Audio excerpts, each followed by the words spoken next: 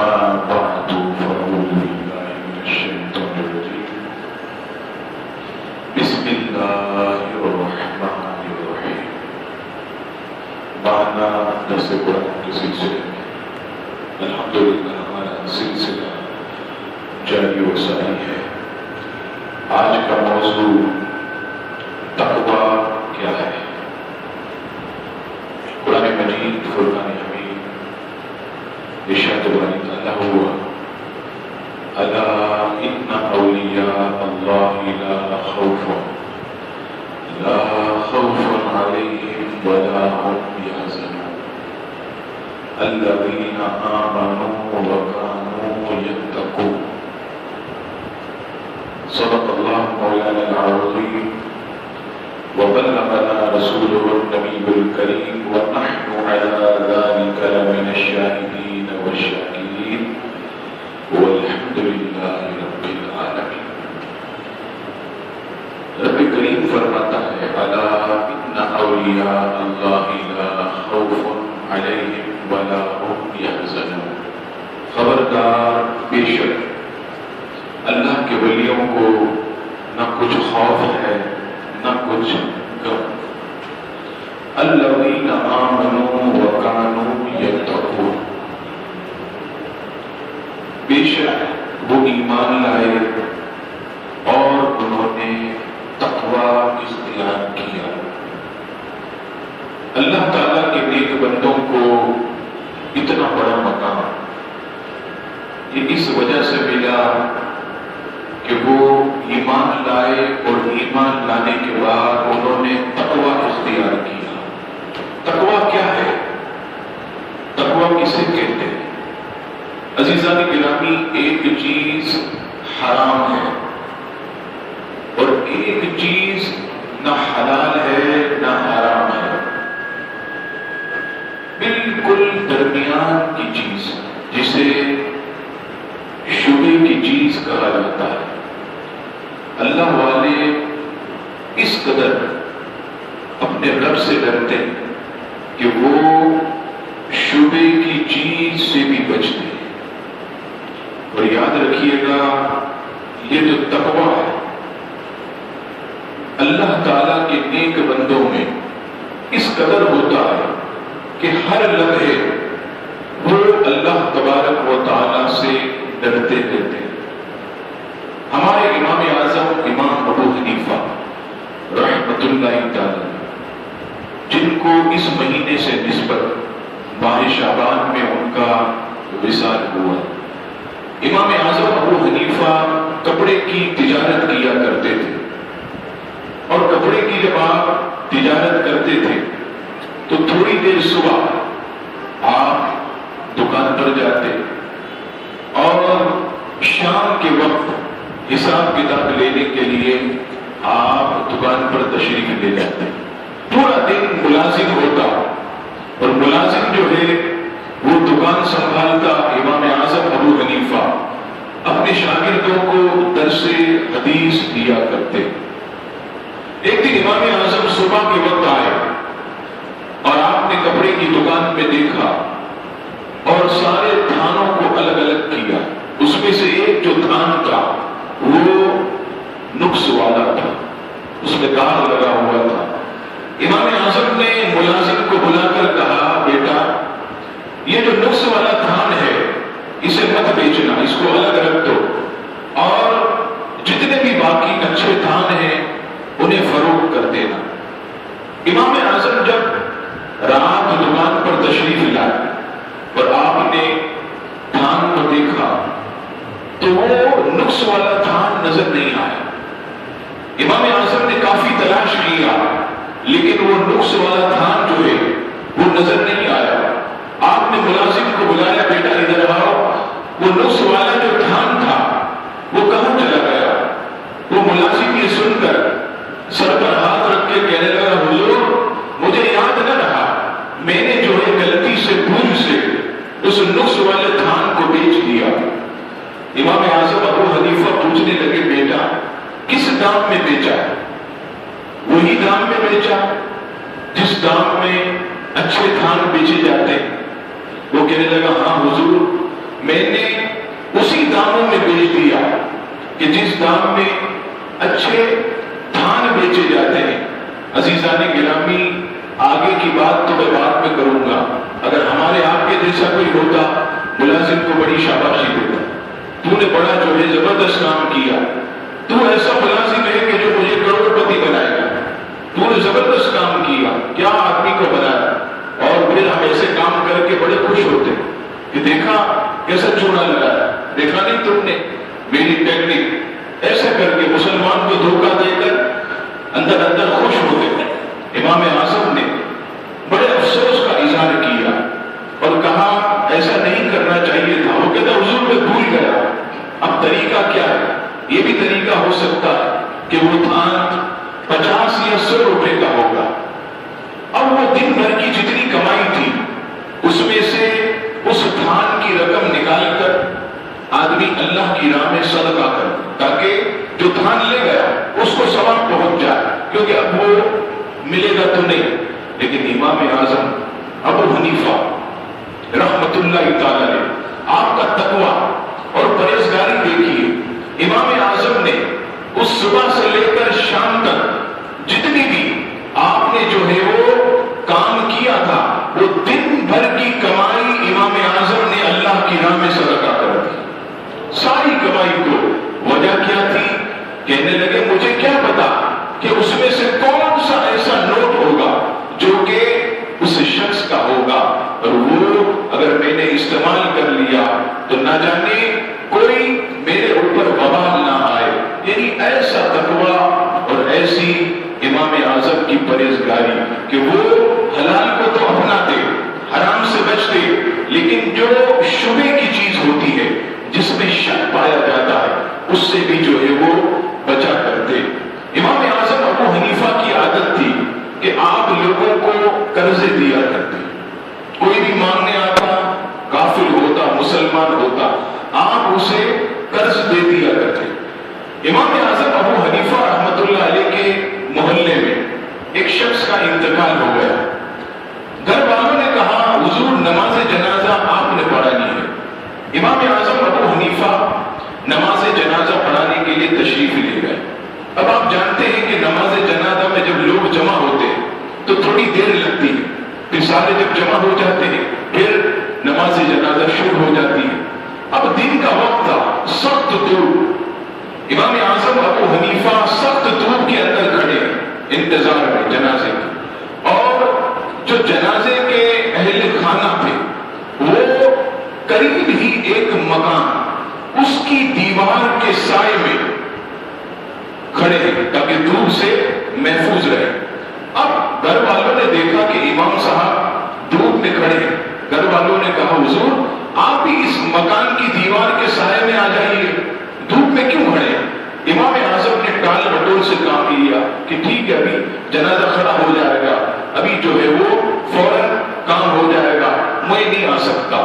تھوڑی دیر کے بعد پھر اصرار کیا، آپ نے ٹال بٹول سے کام لیا۔ پھر تیسری مرتبہ جب گھر والوں نے کہا حضور دھوپ میں کھڑے مت رہیے، اس مکان کی دیوار کے سائے میں آپ ہمارے ساتھ کھڑے ہو جائیے، دھوپ سے بچ جائیں گے۔ اب امام اعظم نے راز کھول دیا۔ امام اعظم ابو حنیفہ فرماتے ہیں کہ مسئلہ دراصل یہ ہے کہ یہ جس شخص کے مکان کی دیوار کے سائے میں آپ لوگ کھڑے ہو، یہ شخص میرا مقروض ہے، اس نے مجھ سے قرض لیا ہوا ہے۔ اب میں اللہ سے ڈرتا ہوں کہ کہیں اپنے مقروض کے گھر کی دیوار کے سائے سے میں نے فائدہ اٹھایا تو کہیں اللہ تعالیٰ قیامت کے دن مجھے سود خوروں میں نہ لے۔ یعنی اس قدر تقویٰ اور پرہیزگاری حضور سیدنا امام اعظم ابو حنیفہ کی، کہ آپ جو ہے کیونکہ سید عالم علیہ السلام کی حدیث پاک ہے کہ وہ قرض جس سے نفع حاصل کیا جائے، تجارت کی بات نہیں کر رہا جیسے لوگ کرتے ہیں 5 لاکھ لے لے، ہر مہینے 50,000 دے دینا، 30,000 دے دینا، یہ سود ہے۔ قرض وہ جس سے نفع حاصل کیا جائے وہ سود ہے۔ تجارت ایک الگ چیز ہے کہ آپ کے 5 لاکھ کسی نے لگا دیے اور لگانے کے بعد کاروبار کرتا رہا، مہینے کے آخر میں جو ہے وہ میں جو نفع بچتا ہے اس میں سے جو ہے وہ آدھے آدھے کر لیں، یہ جو پرسنٹیج ہے اس کے حساب سے آپ کو مل جائے. لیکن عزیزان گرامی وہ قرض جس سے نفع حاصل کیا جائے وہ سود ہے. اور آپ دیکھیے امام اعظم ابو حنیفہ کا یہی تقویٰ اور یہی پرہیزگاری جس کی وجہ سے امام اعظم ابو حنیفہ رحمت اللہ تعالی کو اللہ نے ایسی فہم و فراست عطا فرمائی کہ بڑے بڑے لوگ، بڑے بڑے علماء، مفتیان کرام جو مسئلہ سمجھ نہیں سکتے تھے امام اعظم چٹکی میں اس کا حل بتا دیتے تھے. ایسی اللہ نے ان کو فہم و فراست، کیونکہ یہ اللہ سے ڈرنے اور تقویٰ اور پرہیزگاری کو اختیار کرنے کی عزیزان گرامی برکت ہے. میں آپ کو چند مثالیں امام اعظم ابو حنیفہ کی فہم و فراست کی دیتا ہوں، آپ کا ایمان تازہ ہو جائے گا. ایک شخص نے اپنی بیوی سے کہا پانی پلاؤ. اب بیوی کٹورے میں پانی لے کر آئی. اب پانی لے کر آ رہی ہے. اب شوہروں کا مزاج تو آپ کو پتا ہے، کبھی نرم ہوتا ہے کبھی گرم ہوتا ہے. اور دیکھیے آپ، کھانے میں نمک کم، بیوی کو تلا. کھانے میں مرچ زیادہ، بیوی کو تلا. کپڑے استری نہیں ہے، بیوی کو تلا. کپڑے صحیح دھلے ہوئے نہیں ہیں، بیوی کو تلا. بڑا عجیب و غریب شوہروں کا مزاج ہوتا. اب وہ بیوی پانی لے کر آ رہی ہے کٹورے میں. شوہر کو نہ جانے کیا سوجی، اس نے کہا کہ اگر یہ پانی جو پیالے میں ہے وہ تو پیے تو تجھ پر 3 طلاق، کسی اور کو پلائے تجھ پر 3 طلاق، اور یہ پانی اگر تو پھینکے گرائے تو تجھ پر 3 طلاق. اب عورت پریشان ہو گئی، اب کیا کروں؟ پیوں تو 3 طلاق، کسی کو پلاؤں تو 3 طلاق، اور اگر گراؤں تو 3 طلاق. اب بڑے بڑے علماء مفتیان کرام اس کے پاس یہ مسئلہ گیا، کوئی حل نہیں نکال سکا. کسی نے کہا امام اعظم ابو حنیفہ کے پاس چلے جائیں، اللہ نے ان کو بڑی فہم و فراست دی ہے، وہ ضرور تمہاری جو ہے وہ عزیزہ کو طلاق سے بچا لیں گے. اب گھر والے گئے امام اعظم ابو حنیفہ کے پاس اور مسئلہ بیان کیا. حضور، ایک شخص نے اپنی بیوی سے یہ کہا کہ پیالے میں جو پانی ہے یہ پیے تو 3 طلاق، کسی کو پلائے تو 3 طلاق، پھینکے تو 3 طلاق. اب کیا کرے؟ امام اعظم یہ مسئلہ سن کر مسکرانے لگے اور کہنے لگے کہ تم سمجھو یہ مسئلہ حل ہو گیا اور تمہاری عزیزہ طلاق سے بچ گئی. تو لوگ کہنے لگے حضور، ہم تو بڑے بڑے علماء کے پاس گئے، یہ مسئلہ کوئی حل نہیں کر سکا، اور آپ نے آنن فانن میں کہا کہ مسئلہ حل ہو گیا. آپ بتائیے. امام اعظم فرماتے ہیں ایک کپڑا لو جو کہ پانی کو جذب کرتا ہو، چوس لیتا ہو، اس کپڑے کو اس پانی کے پیالے کے اندر ڈالنا، اور جب پانی سارا جو ہے وہ کپڑا جذب کر لے، اب ایک قطرہ بھی اس پیالے میں نہ رہے تو اس کپڑے کو نکال کر ہوا میں سکھا دو، تمہاری عزیزہ طلاق سے بچ جائے. کیونکہ نہ پیا، نہ پلایا، نہ پھینکا، بلکہ کتنا بہترین طریقہ حضور امام اعظم ابو حنیفہ نے جو ہے عزیزان گرامی سکھایا. اسی طرح اس دور میں ایک شخص کا خوبصورت پالتو مور چوری ہو گیا. اب عزیزان گرامی، اب اتنا خوبصورت پالتو مور، غریب آدمی تھا بیچارہ، بڑا پریشان ہوا اور امام اعظم کے پاس آیا. محلے کا رہنے والا تھا. کہنے لگا حضور، میرا پالتو مور چوری ہو گیا اور مجھے شک ہے کہ محلے والے کسی آدمی نے اس کو چرایا. اب مجھے نام نہیں پتا، میں کیا کروں؟ امام اعظم تھوڑی دیر سوچنے لگے اور پھر کہنے لگے ایک کام کر، یوں سمجھ تیرا مسئلہ حل ہو گیا، فجر کی نماز میں مسجد میں آ جانا. وہ خوش ہو کر گھر چلا گیا. فجر کی نماز میں مسجد میں آیا اور اس دور میں یہ حال تھا کہ جتنے بھی لوگ محلے والے تھے وہ سب نماز فجر میں مسجد میں آتے تھے.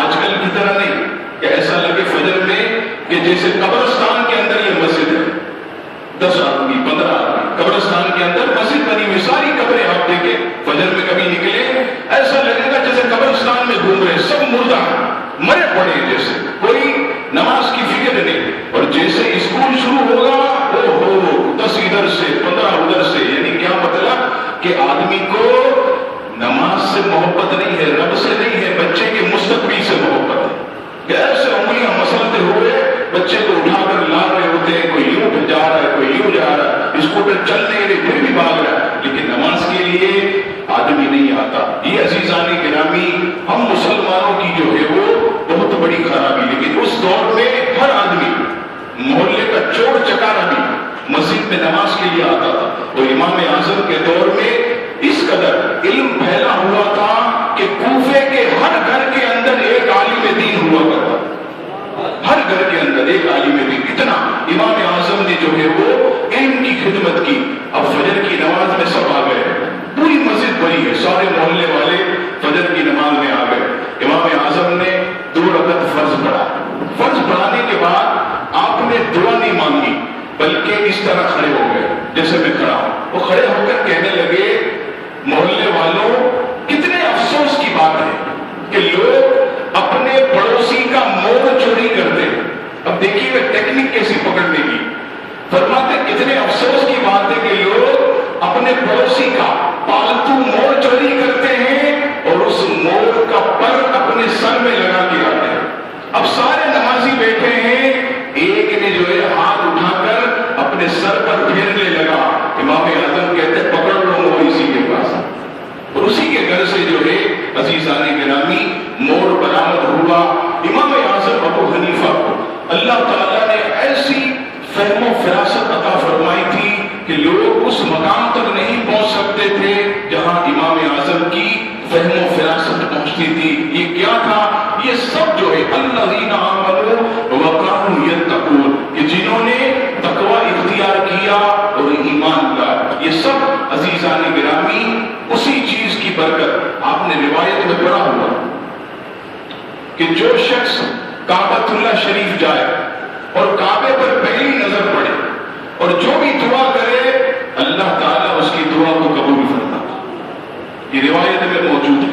لوگ جاتے ہیں، کعبے پر پہلی نظر پڑتی ہے، جو ان کی دل کی خواہش ہوتی ہے اللہ عطا فرماتا۔ اور بعض تو میں نے ایسے بھی دیکھے کہ جو کعبے کے اوپر جب کعبے کے قریب جاتے ہیں تو وہ مانگنا تو درکنار، وہ تو اپنا وجود ہی بھول جاتے ہیں۔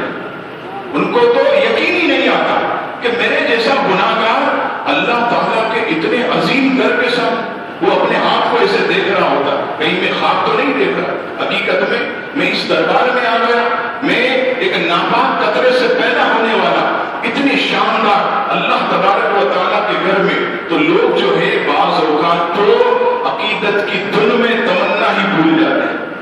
ایسے بھی لوگ ہوتے ہیں، لیکن روایت میں موجود ہے۔ اب امام اعظم ابو حنیفہ کے پاس کچھ لوگ آئے، کہنے لگے حضور اللہ تعالیٰ نے آپ کو تو بڑی فہم و فراست عطا کی ہے، اور ہم نے روایت میں پڑھا کہ کعبے پر جب پہلی نظر پڑے جو بھی دعا کی جائے اللہ تعالیٰ قبول فرماتا ہے۔ حضور آپ بتائیے جب آپ کی نظر کعبے پر پہلی مرتبہ پڑی تو آپ نے کیا دعا مانگی؟ آپ تو ہم میں سب سے زیادہ عقل مند دانش مند ہیں، آپ ہمیں بتا دیجئے۔ اللہ اکبر۔ یہ سن کر امام اعظم ابو حنیفہ فرمانے لگے کہ سنو، جب میری پہلی نظر کعبۃ اللہ شریف پر پڑی تو میں نے ہاتھ اٹھا کر اللہ کی بارگاہ میں یہ دعا کی کہ مولا میں جب بھی جس وقت بھی جس مقام پر بھی تجھ سے جو بھی دعا کروں وہ ساری دعائیں میری قبول فرما، یعنی مجھے مستجاب الدعوات بنا لے۔ میں کسی شہر میں ہوں، کسی ملک میں ہوں، کسی گاؤں میں ہوں، کسی بھی مقام پر ہوں، جب بھی تیری بارگاہ میں مانگنے کے لیے ہاتھ اٹھاؤں تو مولا تو میری اس دعا کو قبول فرما لے۔ عزیزان گرامی، ایسی امام اعظم ابو حنیفہ رحمۃ اللہ تعالی علیہ کی فہم و فراست۔ اسی طرح ایک شخص اس نے اپنی بیوی سے کہا کہ اگر تو اپنی صورت کو کائنات کی سب سے بہترین صورت قرآن مجید سے ثابت نہیں کرے گی تو تجھ پر 3 طلاق۔ اب وہ پریشان کہ میں اتنی خوبصورت بھی نہیں ہوں اور پھر کائنات کی سب سے بہترین صورت ثابت کروں اور وہ بھی قرآن مجید سے، یہ کیسے ہوگا؟ بڑے بڑے علماء مفتیان کرام کے پاس گئی، اب سب کے سب حیران پریشان کیا کیا جائے؟ لوگوں نے کہا امام اعظم ابو حنیفہ کے پاس چلے، ضرور اس کا کوئی حل نکالیں گے۔ اللہ نے ان کو بہت نوازا، ان کی فہم و فراست، ان کے تقوی اور پرہیزگاری کی برکت سے بہت بلند و بالا ہے۔ اب سارے لوگ گئے امام اعظم کی خدمت میں، عرض کی حضور ایک شخص نے اپنی زوجہ سے کہا کہ تو اپنی صورت کو قرآن مجید سے کائنات کی سب سے بہترین صورت ثابت کر ورنہ تجھ پر 3 طلاق۔ اب کیا کرے؟ امام اعظم نے ایک لمحہ سوچا اور مسکراتے ہوئے کہنے لگے کہ اس کا کام ہو گیا، اس عورت کا کام ہو گیا، مسئلہ حل ہو گیا۔ لوگوں نے کہا حضور حل تو بتائیے۔ اللہ اکبر، امام اعظم کہتے ہیں قرآن مجید اٹھاؤ اور قرآن مجید کھول کر سورہ والتین اور سورہ والتین کی یہ آیت لقد خلقنا الانسان فی احسن تقویم، اللہ فرماتے ہم نے انسان کو بہترین صورت پر پیدا کیا۔ ارے تمہاری بیوی بھی انسان ہے، اس کی صورت سب سے بہترین ہے، اور وہ قرآن مجید فرقان حمید سے جو ہے امام اعظم نے کائنات کی سب سے بہترین صورت ثابت کیا۔ عزیزان گرامی، ایسے ایسے امام اعظم ابو حنیفہ رحمت اللہ تعالی علیہ کے واقعات کہ آپ سنیں تو گھنٹوں نکل جائیں اور حیران کی ہو جائے یہ سب کیا تھا۔ اللہ سے ڈرتے تھے، تقوی اور پرہیزگاری اختیار کی تو اللہ تعالیٰ نے ان کے علم میں اور ان کے سوچنے میں بھی برکت عطا فرمائی، اور ایسی برکت کے آنن فانن میں جو ہے وہ مسئلے حل کر دیتے تھے۔ اور الحمدللہ ماہ رمضان بہت قریب ہے۔ امام اعظم ابو حنیفہ کے بارے میں آتا ہے کہ امام اعظم ابو حنیفہ ماہ رمضان میں کیسی عبادت کرتے تھے؟ پورا دن، ماہ رمضان کا پورا دن روزانہ ایک قرآن پاک ختم کرتے تھے۔ رات کو آپ نوافل پڑھتے ساری رات، اس نوافل میں پورا ایک قرآن ختم کرتے تھے۔ کتنے ہو گئے؟ مہینے میں 60 قرآن مجید، اور ایک پورے مہینے میں تراویح میں جو 27 روزہ ہم پڑھتے ہیں، اس طرح ایک قرآن آپ تراویح میں ختم کرتے۔ کل قرآن مجید 61 ماہ رمضان میں ختم کیا گیا۔ اور آپ دیکھیے ہم اپنے آپ کو حنفی کہتے ہیں، امام اعظم کا مقلد کہتے ہیں، اور تراویح اگر حافظ صاحب تھوڑی لمبی کر دیں تو پاؤں میں درد شروع ہو جائے، سارے نمازی کمیٹی کے پاس آ جاتے ہیں، ارے یہ کیسے تم نے حافظ صاحب کو کھڑا کر دیا؟ اتنی دیر ہوتی، سوا گھنٹہ 1.5 گھنٹہ، لوگ جو ہے وہ 40-45 منٹ میں گھر چلے جاتے ہیں، اور یہ حافظ صاحب لگے پڑے ہوتے ہیں۔ اور یہی صاحب کیا کرتے ہیں؟ جب باہر جاتے ہیں تو دوستوں کے پاس 1-2 گھنٹے کھڑے رہ کر بات کرتے ہیں تو پاؤں درد نہیں ہوتی، لیکن اگر حافظ صاحب تھوڑی سی تلاوت طویل کرتے تو پاؤں میں درد شروع ہو جاتا ہے، کمر میں درد شروع ہوتا ہے۔ عزیزان گرامی، ہم حنفی ہیں، امام اعظم ابو حنیفہ رحمت اللہ علیہ کے ماننے والے، ہمیں تو قرآن سے ایسی محبت ہونی چاہیے کہ اگر عزیزان گرامی 2 گھنٹے بھی حافظ صاحب قرآن پڑھے تو ہمیں سننا چاہیے۔ اور یہ ماہ رمضان، اس کو تو قرآن مجید سے خاص نسبت ہے، فرمایا کہ یہی وہ مہینہ ہے جس میں قرآن مجید کا نزول ہوا۔ یہ قرآن مجید کے نزول کا مہینہ ہے، اس میں کثرت سے قرآن مجید کی تلاوت کرنی چاہیے، اور کوشش کریں کہ تراویح جو ہے جب تک چاند نظر نہ آئے شوال کا، اس وقت تک آپ نے تراویح پڑھنی ہے، اور کمر بستہ ہو جائیے، تیار ہو جائیے۔